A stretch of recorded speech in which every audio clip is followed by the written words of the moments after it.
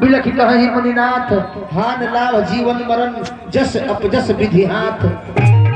कब हान होई कब लाभ होई कब जस होई कब अपजस होई कब जन्म होई या कब मरण होई ई धरती पर रहे वाला इंसान जन्मे ना करे।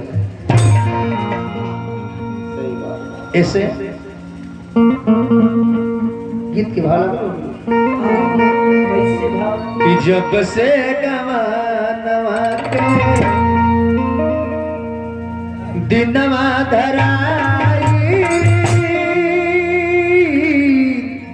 साध के अस्थाई चलिए। अरे जब से गवानवा के दिनवा धराई अरे तेज होता हो।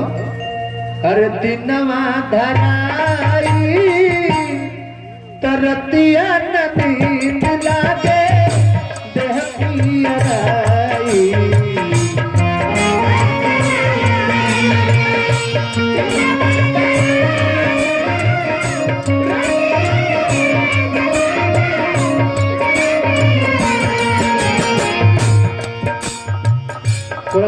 राधा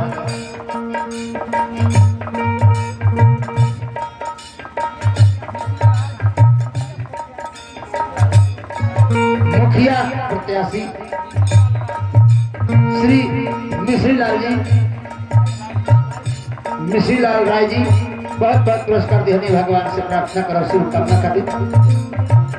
जब से गवानवा के दिनवा धराइल रतिया नींद लागे देह पियराई।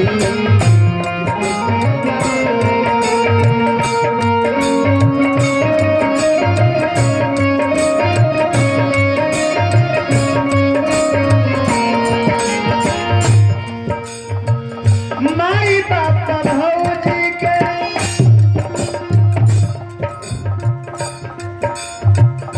ममता सतावे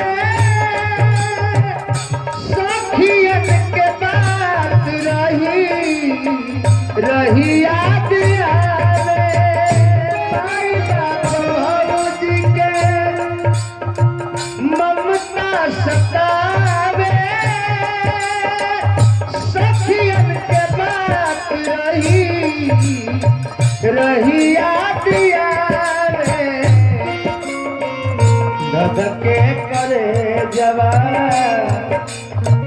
धधके करे जवा अयखिया लड़ाई रतिया नींद लागे देह पियराई।